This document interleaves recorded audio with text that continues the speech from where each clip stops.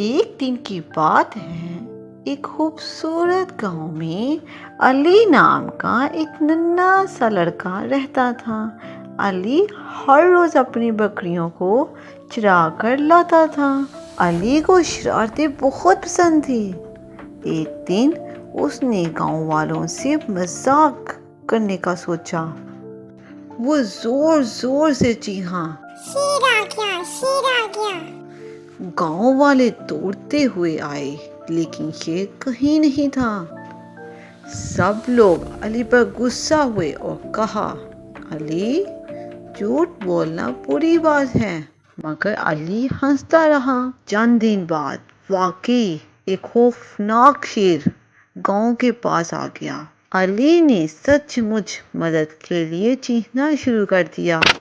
بچاؤ بچاؤ، شیر آ گیا، واقعی اس مرتبہ واقعی شیر آ گیا۔ مگر گاؤں والوں نے اس کی بات پر یقین نہ کیا، کیونکہ علی نے پہلے بہت بار جھوٹ بولا تھا۔ شیر نے بکریوں کو نقصان پہنچایا اور علی بہت افسوس سے گاؤں واپس لوٹا۔